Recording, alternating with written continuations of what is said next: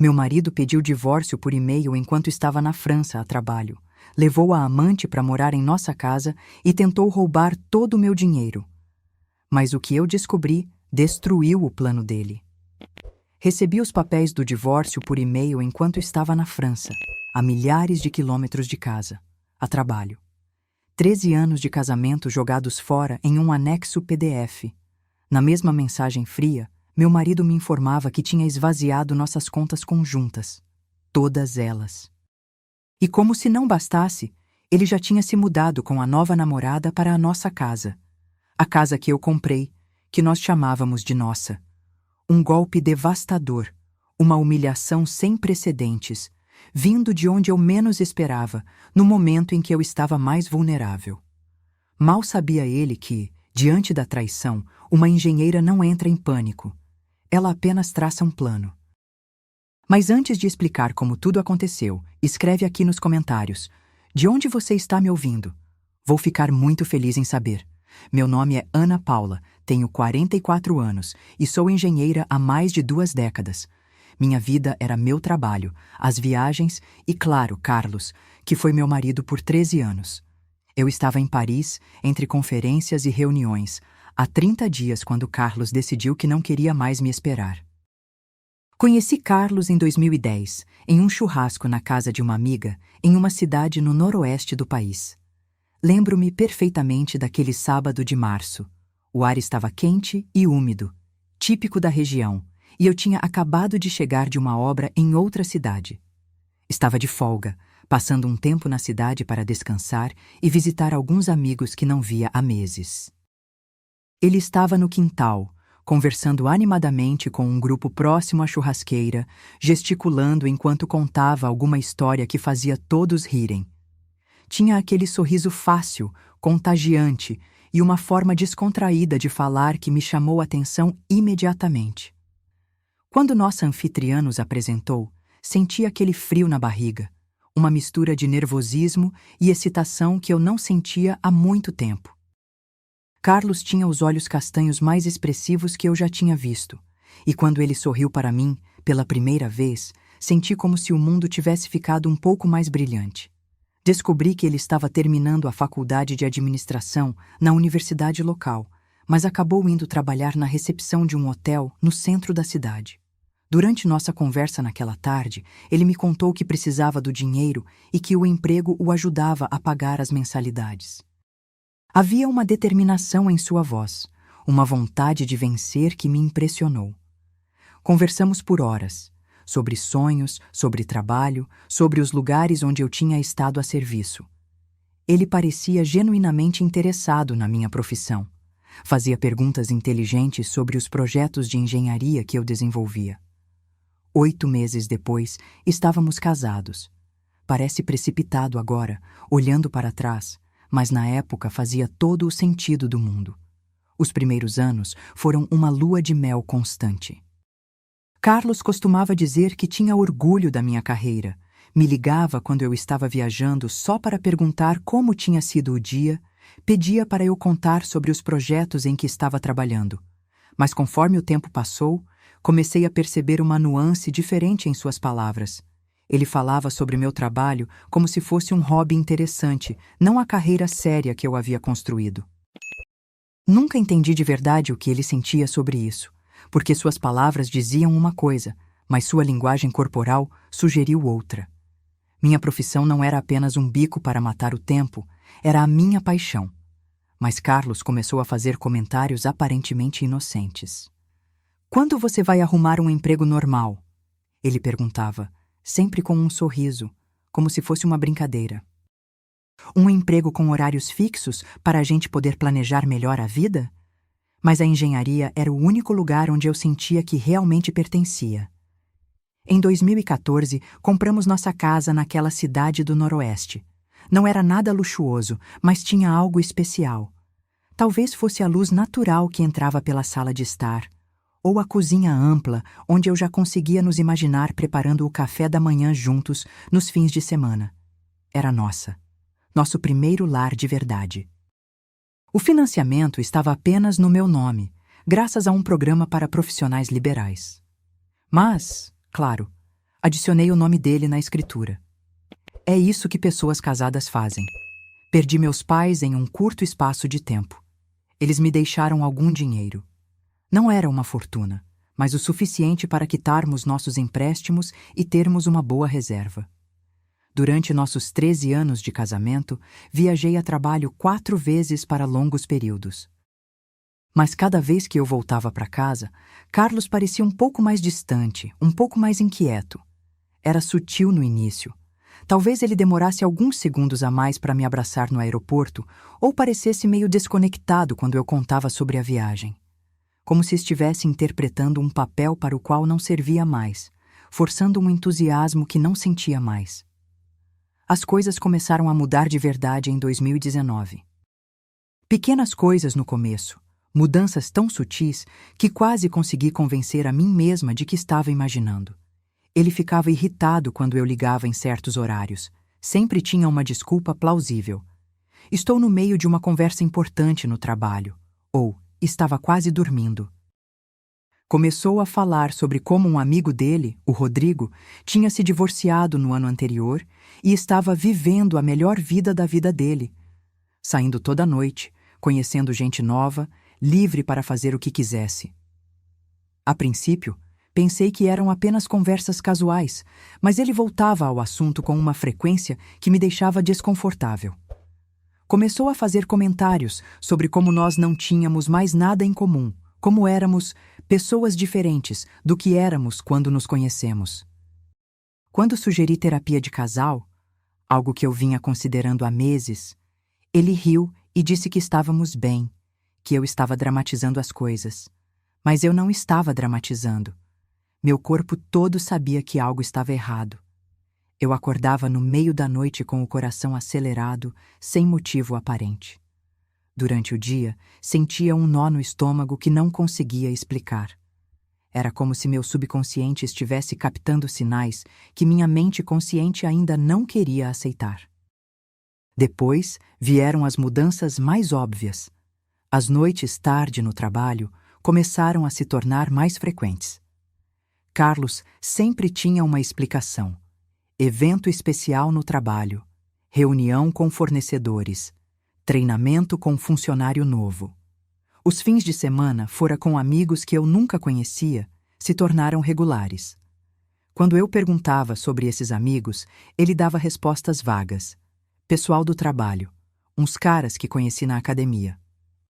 Falando em academia, de repente ele se matriculou em uma das mais caras da cidade. Comprou roupas de treino novas, tênis importados, suplementos que custavam uma pequena fortuna.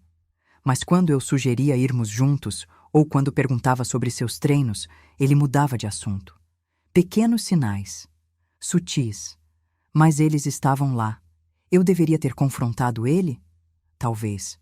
Outras mulheres teriam feito isso. Teriam exigido explicações, verificado o telefone, seguido o carro. Mas não é assim que eu lido com as coisas. Não é assim que fui criada. Minha mãe me ensinou desde pequena a pensar antes de falar, a ter certeza antes de agir. Então, eu observei e me preparei silenciosamente. Porque meu instinto estava gritando que algo grande estava vindo. E nesta vida, você aprende a confiar no seu instinto. A noite antes de eu ser enviada para a França, ele me abraçou no aeroporto. Mas não foi o abraço de sempre, aqueles abraços longos e apertados que costumávamos dar quando eu viajava. Foi um abraço protocolar, rápido, sem calor. Os olhos dele estavam secos, completamente secos. Não havia tristeza, não havia saudade, não havia amor. Ele parecia frio e distante, como se estivesse cumprindo uma obrigação social. Como se estivesse dando adeus a uma colega de trabalho qualquer, não a esposa indo para uma missão importante no exterior. Quando ele me soltou, olhei nos seus olhos procurando algum sinal do homem que eu tinha amado por 13 anos. Mas o que vi foi um estranho. Alguém que estava claramente ansioso para que eu partisse, que mal conseguia disfarçar seu alívio. Foi naquele momento, parada ali no meio do aeroporto, que senti um frio na espinha que não tinha nada a ver com o ar-condicionado. Eu deveria ter percebido naquele momento que tinha algo errado. Não, A verdade é que eu já sabia que tinha algo errado. O que eu deveria ter feito era confrontar a situação ali mesmo, antes de embarcar. Mas fiz o que sempre faço. Engoli o desconforto, forcei um sorriso e disse: "Te amo", antes de passar pela segurança. Ele respondeu com um também, tão sem convicção, que chegou a doer fisicamente. Quando me virei para acenar uma última vez, ele já estava caminhando em direção à saída, sem olhar para trás. O voo para Paris foi uma tortura. 8 horas sentada ali, repassando cada detalhe daquele abraço frio, cada palavra não dita, cada olhar desviado. Tentei me convencer de que estava exagerando, que ele estava apenas preocupado com o trabalho, que talvez estivesse com problemas no hotel. Mas no fundo do meu coração, eu sabia que aquela despedida tinha sido diferente. Tinha sido final. Chegando na França, os dias foram difíceis. Carlos e eu tínhamos estabelecido uma rotina de ligações diárias quando eu viajava, mas desta vez, as ligações foram ficando cada vez mais espacadas e mais frias. Primeiro, passamos de uma ligação por dia para uma a cada 2 dias. Depois, a cada 3. Quando eu ligava, ele sempre parecia estar ocupado, apressado, querendo terminar a conversa rapidamente. "Como foi seu dia?" eu perguntava. "Normal", ele respondia. "O que você fez?" "Trabalhei." "E depois do trabalho?" "Nada demais." Era como conversar com um robô programado para dar as respostas mais genéricas possíveis. Não havia curiosidade sobre meu trabalho, sobre como eu estava me adaptando à França, sobre quando eu voltaria. Era como se ele estivesse apenas cumprindo uma obrigação, esperando o momento apropriado para desligar. E então veio o e-mail. 3 semanas depois da minha chegada à França, numa quinta-feira chuvosa. Eu tinha acabado de voltar de uma reunião no canteiro de obras. Estava no meu quarto de hotel, ainda com a roupa de trabalho, quando abri o laptop para checar as mensagens. O e-mail estava lá, no meio de outros e-mails de trabalho. O remetente era Carlos, mas o assunto me fez parar de respirar por um segundo. Vamos ser adultos sobre isso. Meu coração começou a bater mais rápido. Minhas mãos tremeram ligeiramente quando cliquei para abrir. A mensagem era curta e fria, escrita com a objetividade de um memorando corporativo. "Oi, espero que o projeto esteja indo bem. Preciso te falar sobre algumas mudanças aqui. Eu não quero mais ser casado com você. Já dei entrada no divórcio. Os papéis devem chegar aí na próxima semana via correio internacional. Também transferi o dinheiro da conta conjunta para uma conta nova. Estou em um novo relacionamento com Carol e ela está morando aqui agora. Então, quando você voltar, talvez seja melhor ficar em outro lugar temporariamente, até resolvermos as questões da casa. Sei que isso não é ideal, mas achei melhor ser direto. Carlos." Li o e-mail uma vez. Depois, li novamente, palavra por palavra. Eu estava em choque. As mãos tremiam sobre o laptop. O coração parecia que ia sair pela boca. Ele já tinha dado entrada no divórcio. Já tinha esvaziado nossa conta conjunta. Já tinha colocado a nova namorada, Carol, na nossa casa. Nossa casa. A casa que eu tinha financiado, que estava no meu nome, onde eu tinha colocado o nome dele na escritura, por amor e confiança. Carol. Nem era um nome que eu conhecia. Não era nenhuma das pessoas que ele havia mencionado como amigos do trabalho ou pessoal da academia. Era uma completa estranha que agora estava dormindo na minha cama, usando minha cozinha, talvez até usando minhas coisas. Fechei o laptop devagar, como se o movimento brusco pudesse alterar o conteúdo da mensagem. Fiquei sentada na beira da cama do hotel por alguns minutos, apenas absorvendo. Não disse nada a ninguém. Não liguei para uma amiga. Eu estava tão em choque que eu precisava ficar sozinha. A raiva tomou conta de mim, então eu chorei. Chorei como nunca antes. De tristeza, raiva, frustração, por ter se dedicado tantos anos a um homem e ele ter me descartado assim, como um nada. Momentos depois, tentei me recompor e fui jantar no hotel. Quando voltei para o meu quarto de hotel naquela noite, depois de uma janta que não consegui saborear, sentei-me novamente na frente do laptop. Minhas mãos suavam frio, mas estavam firmes quando digitei a resposta. uma única palavra: entendido. Foi isso, sem discussão, sem implorar, sem ameaças, sem pedir explicações, sem expressar dor, apenas entendido e enviar. Porque o que mais havia para dizer? Ele tinha tomado sua decisão. Minha colega de trabalho, Bruna, que estava no projeto comigo, percebeu minha quietude e tristeza nos dias seguintes. Bruna era uma engenheira experiente, uma mulher que já tinha visto muita coisa na vida. Durante o café da manhã no hotel, ela me observou mexendo distraidamente no croissant sem comer, olhando pela janela com uma expressão que ela deve ter reconhecido. "Tudo bem?" ela perguntou, com aquele tom cuidadoso que as pessoas usam quando sabem que algo não está bem, mas não querem ser invasivas. "Sim", respondi. "Só questões pessoais para resolver." Ela assentiu e não perguntou mais nada. Profissionais sabem quando deixar as coisas quietas.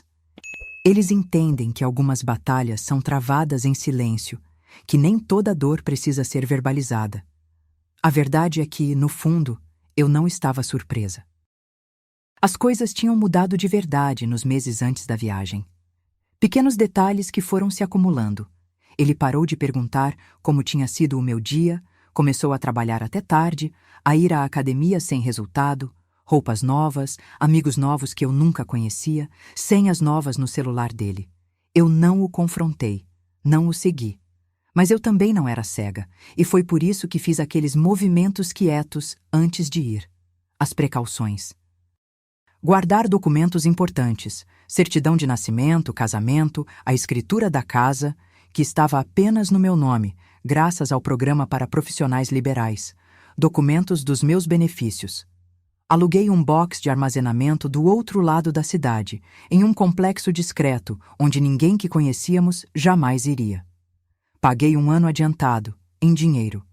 Aos poucos, durante as semanas que antecederam minha viagem, fui transportando coisas de valor sentimental para lá. O relógio de ouro da minha avó, que ela me deu no dia do meu casamento. A prataria da minha mãe, que tinha pertencido à família dela por gerações. Algumas joias que meu pai me deu ao longo dos anos. Fotos de família que eram insubstituíveis. Carlos nunca notou essas ausências. Ou se notou, não comentou. Talvez estivesse tão absorto em seus próprios planos que não prestava atenção no que acontecia ao seu redor. Abri uma conta separada em outro banco e comecei a desviar parte do meu salário para lá.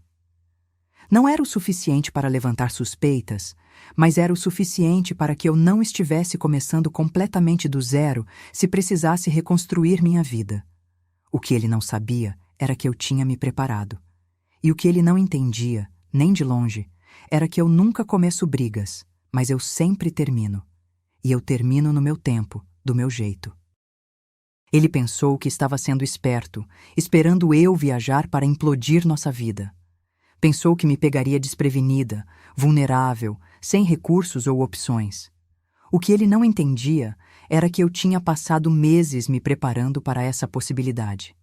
Não porque eu queria que acontecesse, mas porque eu sabia que poderia acontecer. E agora que havia acontecido, sentada naquele quarto de hotel, processando a realidade da traição e do abandono, eu me sentia estranhamente em paz. Não porque não doía, doía sim, profundamente, mas porque eu estava preparada, porque eu tinha um plano, e porque pela primeira vez em meses eu finalmente sabia onde estava pisando.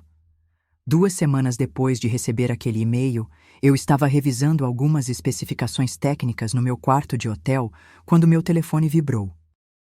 Era uma notificação do aplicativo do nosso banco, daquelas que normalmente eu ignoraria, assumindo que fosse apenas uma cobrança automática ou alguma taxa de manutenção. Mas algo me fez abrir o aplicativo. O que vi me fez parar de respirar por alguns segundos. Saque: R$ 46.800. Quase tudo que tinha sobrado na nossa conta conjunta. O saldo atual?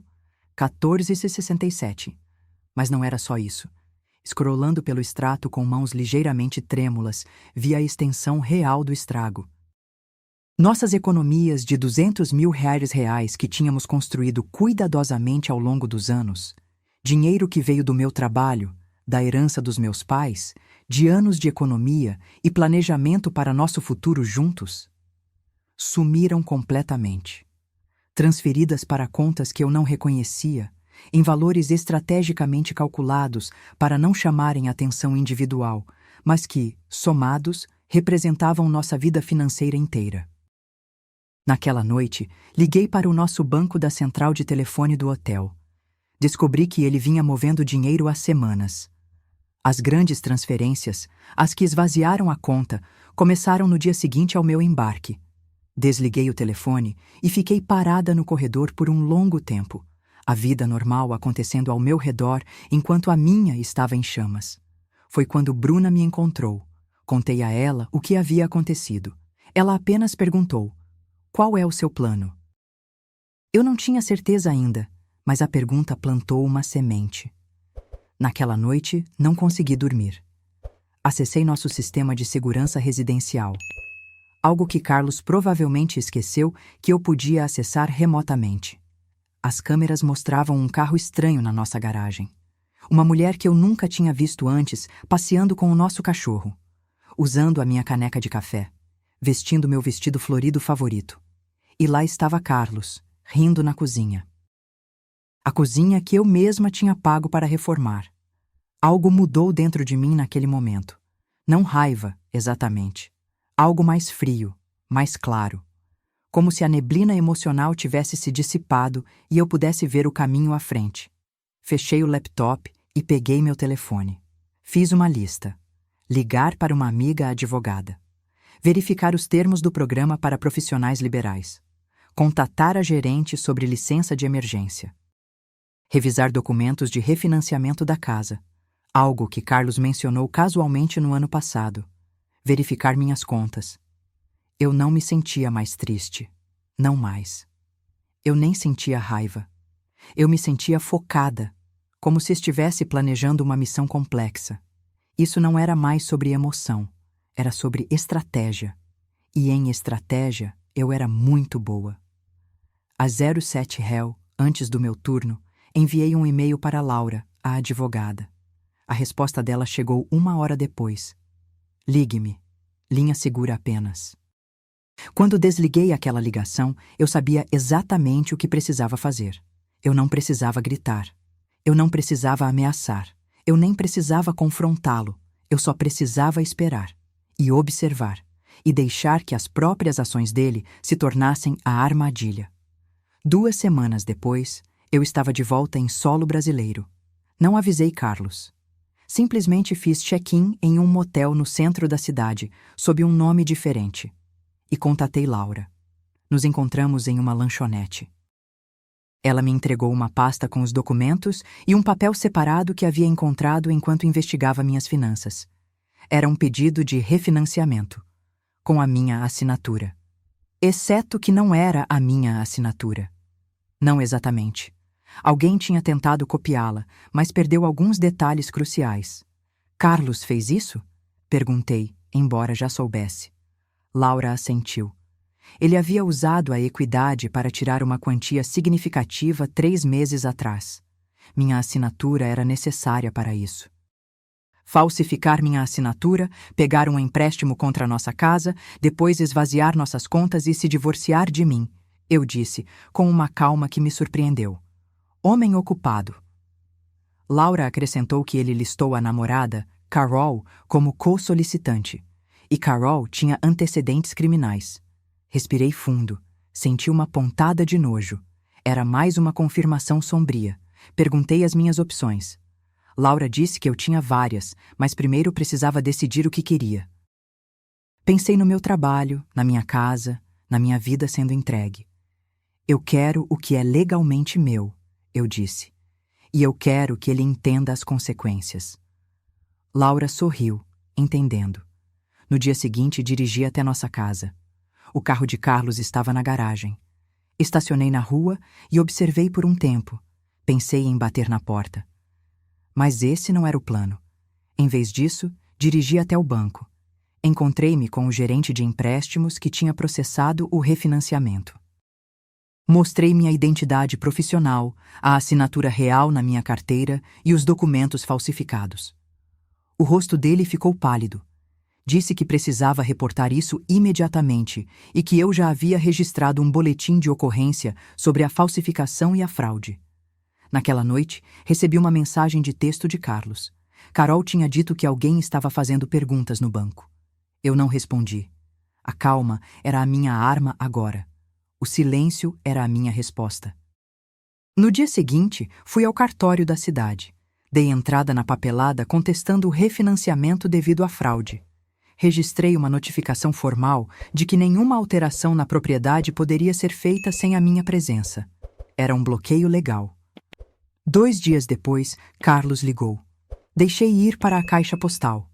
A voz dele estava tensa. Ele disse que o banco havia ligado e perguntou o que eu estava fazendo, falando sobre discutir as coisas como adultos. As mesmas palavras do e-mail. A ironia me deu um arrepio frio. Eu ainda não respondi. Laura me ligou naquela tarde. Eles haviam congelado o dinheiro do refinanciamento. E tinha mais. Carol, a namorada dele, tinha sido parada dirigindo meu carro, que estava no meu nome. Ela estava com a carteira suspensa pelos antecedentes antigos. Apreenderam o veículo. Bom, eu disse.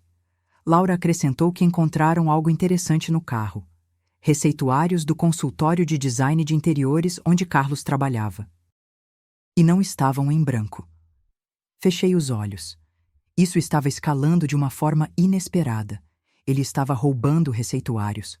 A polícia estava investigando. Sentei na beira da cama do motel. Isso estava ficando maior do que eu esperava. Uma parte de mim queria ligar para ele, avisá-lo. Mas me lembrei da filmagem das câmeras. Não, este era o caminho agora. Encontrei-me com o investigador de fraude do banco na manhã seguinte. Ele explicou que o que aconteceu comigo era mais comum do que eu imaginava. Congelaram os fundos do refinanciamento fraudulento, mas parte do dinheiro já havia sumido, cerca de metade. Perguntei para onde tinha ido. Ele relutou em compartilhar, mas quando insisti, mostrando a tela do computador, vi as transferências. Múltiplas transferências para alguém chamado Daniel Torres. Não Carol. Outro alguém. Liguei para Laura assim que saí do banco. Ela fez uma verificação e descobriu. Daniel Torres era um agente imobiliário, especializado em vendas rápidas, negócios em dinheiro. Ele estava planejando vender nossa casa, eu disse. A percepção me atingiu como um golpe físico. Vender. A casa que era nossa. A casa que estava no meu nome. Laura confirmou que parecia que sim. Os depósitos eram provavelmente dinheiro de sinal para ele começar a listar. E aqui estava a parte interessante. Daniel Torres já havia feito negócios com Carlos antes. 3 negócios juntos nos últimos 2 anos. Sentei em um banco de praça, tentando processar isso. Então isso não era apenas Carlos me deixando por alguma garota. Isso era uma operação planejada? Laura disse que Carlos tinha um padrão. Envolvia-se com homens que estavam passando por divórcio ou com cônjuges em viagens de trabalho. Em cada caso, a casa do homem era vendida abaixo do valor de mercado para um dos clientes do Daniel Torres. Carlos recebia uma parte. Depois, ele sumia. E o Carlos? Ele sabia disso. Difícil dizer.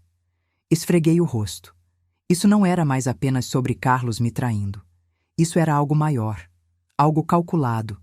E outras famílias de profissionais viajantes tinham sido vítimas. Isso me atingiu de uma forma diferente. Não era apenas a minha dor. Era a dor de outros que serviram, que se sacrificaram, que confiaram. Laura já havia entrado em contato com a Divisão de Crimes Financeiros da Polícia Federal. Isso cruzava fronteiras estaduais, envolvia profissionais e empréstimos para a aquisição de imóveis. Eles estavam interessados. Naquela noite, pensei se Carlos tinha me enganado nosso casamento inteiro, ou se ele tinha sido arrastado para o esquema da Carol, perguntando-me se isso sequer importava. Meu telefone vibrou. Carlos de novo. Ele pedia para eu ligar, dizia que o banco falava em fraude e que Carol tinha sido presa. Ele não entendia o que estava acontecendo. Encarei a mensagem por um longo tempo, então digitei: "Quem é Daniel Torres?" Ele demorou a responder, negando. Então digitei 46.800. Múltiplas transferências. Listagem da casa. Nenhuma resposta por 10 minutos. Depois ele respondeu: não é o que você pensa. Desliguei o telefone. A calma não era mais um escudo. Era uma resolução fria. Na manhã seguinte, Laura ligou. Os agentes da polícia queriam se encontrar. Eles vinham investigando Carlos e Daniel Torres há meses. Eu não era a primeira, mas meu caso poderia ser o que abriria o caminho. Pela primeira vez desde que recebi aquele e-mail de divórcio, senti algo perto de satisfação. Não porque meu casamento estava acabado, mas porque a verdade estava finalmente vindo à tona. E essa verdade era maior do que eu. Encontrei-me com os agentes da Polícia Federal em seu escritório de campo. Eles gravaram minha declaração. Levaram cópias de todos os documentos que Laura e eu havíamos reunido. Uma das agentes explicou que meu caso ajudava a estabelecer um padrão. Mostrava intenção, organização. Transformava isso de incidentes isolados em uma conspiração. Perguntei sobre Carlos. Os agentes trocaram olhares. Disseram que ainda estavam determinando o nível de envolvimento dele. Perguntaram se ele alguma vez mencionou dificuldades financeiras ou pressão para vender a casa. Lembrei que ele ficava dizendo que éramos pobres de casa, que devíamos diminuir o tamanho, embora não houvesse necessidade. A agente fez uma anotação. Eles fizeram mais perguntas. Quando terminamos, ela me entregou o cartão e disse para não confrontar Carlos ou Carol, que precisavam construir o caso com cuidado. Assenti. Entendido. Naquela noite, dirigi novamente até o nosso bairro. Estacionei na rua da nossa casa. O carro da Carol estava de volta. O carro de Carlos tinha sumido. Meu telefone vibrou. Mensagem de texto de Carlos. Ele queria falar pessoalmente, me encontrar em um parque no centro amanhã. Mostrei a mensagem para Laura durante o café da manhã. Ela aconselhou para eu não ir. Nada de bom pode vir de falar com ele agora. Não vou, eu disse, mas quero saber o que ele está fazendo amanhã, enquanto acha que estou indo encontrá-la. Dirigimos até nossa casa na manhã seguinte. Estacionamos do outro lado da rua e esperamos. Carlos saiu. Entrou no carro dele e foi embora, rumo ao parque no centro. 20 minutos depois, um carro parou com logo de imobiliária na porta. Era Daniel Torres. Carol saiu para cumprimentá-lo. Eles conversaram na entrada da garagem. Então, entraram na casa. Devíamos segui-los? Perguntou Laura. Eu balancei a cabeça. Não precisa. Eu instalei câmeras de segurança no ano passado. Interior e exterior. Elas fazem upload para armazenamento em nuvem. Laura sorriu. Peguei meu telefone. Abri o aplicativo de segurança e inclinei a tela para que ela pudesse ver. Daniel e Carol estavam na nossa sala de estar. Daniel estava tirando fotos. Carol apontava para as características da casa. Aumentei o volume. Devemos listar até o fim da semana, Daniel Torres estava dizendo. Já tenho um comprador interessado. Oferta em dinheiro, como de costume. Carol perguntou o valor. Daniel respondeu que listariam por um preço, o comprador ofereceria menos, e todo mundo feliz. E a esposa? Carol perguntou. Carlos diz que ela está causando problemas. Daniel acenou com a mão, despreocupado. Profissionais viajantes são todos iguais. Eles fazem barulho, mas têm viagens, responsabilidades. Ela vai aceitar um acordo para resolver isso. Virei-me para Laura. Ela já estava gravando a transmissão no telefone dela. Cada palavra. Encaminhei o acesso à transmissão de segurança para a agente da Polícia Federal com uma mensagem curta. Acontecendo agora, nossa casa. Torres e Carol. 30 minutos depois, nossa casa estava cercada por veículos da polícia. Observei da rua enquanto agentes retiravam Daniel e Carol algemados. A arrogância nos rostos deles tinha sido substituída por pânico. Meu telefone tocou. A agente da polícia. Pegamos eles, ela disse, com a fita gravada discutindo o esquema de fraude, conspiração, fraude eletrônica e tentativa de venda de propriedade sob falsas pretensões. Ela disse que precisariam de uma declaração formal minha. Claro, eu disse. E senhora Ana Paula, disse ela. Seu marido acabou de chegar à cena. Ele está angustiado. Olhei para o fim da rua. Carlos estava parado no nosso gramado, as mãos sobre a boca, olhando enquanto agentes da polícia carregavam caixas de documentos da nossa casa. Ele parecia menor do que eu me lembrava. Não como o homem que eu tinha visto rindo com a Carol nas câmeras, ou o que tinha me mandado um e-mail sem emoção. Ele parecia perdido. O que acontece com ele? Perguntei. Isso depende, disse a agente da Polícia Federal, do que ele sabia e do que você quer. Observei Carlos por um longo momento. 13 anos de casamento, anos bons no começo. Pensei no Carlos que conheci no churrasco e no Carlos que esvaziou nossas contas e assinou meu nome em documentos de empréstimo. Eu só quero o que é certo, eu disse finalmente. O caso federal moveu-se rapidamente. Carol e Daniel, diante das evidências irrefutáveis, especialmente a gravação das câmeras de segurança, fizeram acordos de delação premiada. Eles se implicaram mutuamente e há vários outros conspiradores no que acabou sendo uma operação de 3 estados, especificamente visando famílias de profissionais viajantes. Carlos manteve que não sabia nada sobre o esquema maior. Disse que Carol o convenceu de que eu estava escondendo dinheiro, planejando deixá-lo sem nada. Disse que o refinanciamento foi ideia dela e que ele apenas seguiu. Talvez isso fosse verdade. Talvez não. No fim, honestamente, não importava tanto para o desfecho legal. De qualquer forma, ele concordou com um acordo. Restituição total dos fundos roubados, os que ele esvaziou da conta conjunta e a parte que ficou do refinanciamento. Perda de qualquer reivindicação à casa. Perda de qualquer reivindicação à minha pensão. E uma confissão assinada sobre a falsificação da minha assinatura. Em troca, eu não apresentei queixas criminais contra ele em nível estadual ou federal. Ele não foi para a prisão. Foi a escolha que fiz. Eu não queria vê-lo preso, apenas queria o que era meu e que ele colhesse as consequências das próprias ações, mesmo que não fossem as mais severas. O divórcio foi finalizado 6 meses depois daquele e-mail de Paris. Sem culpa. Um corte limpo. No dia em que a última papelada foi assinada, recebi uma ligação da agente da polícia. Carol foi sentenciada a 8 anos por fraude, conspiração e roubo de identidade. Daniel pegou 12. Senti um peso sair dos meus ombros. Ela acrescentou que encontraram evidências de que eles fizeram isso com 11 outras famílias de profissionais viajantes.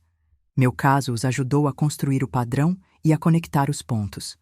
Aquelas famílias, elas puderam recuperar o dinheiro delas por causa de mim. Depois que desligamos, sentei na varanda do meu apartamento alugado. Olhei o pôr do sol. Pensei naquelas outras famílias.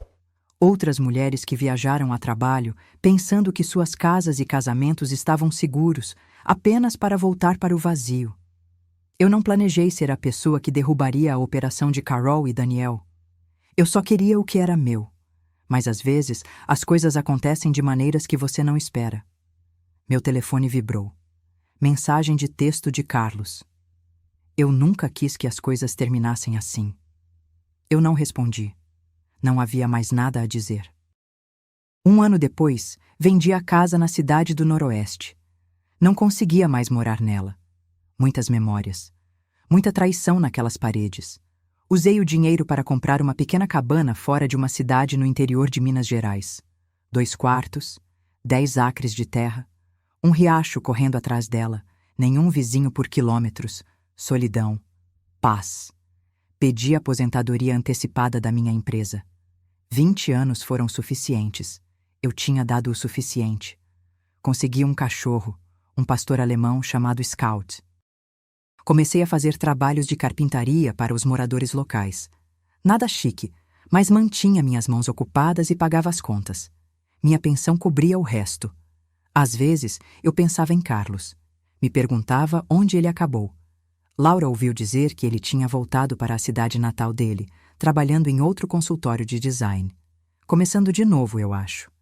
Eu não o odiava mais.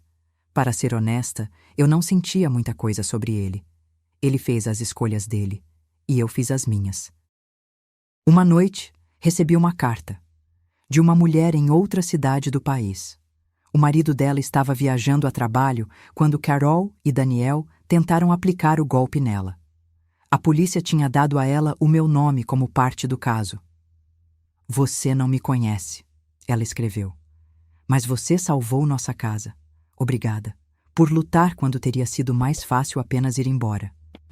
Li a carta 2 vezes. Então, aprendi na geladeira.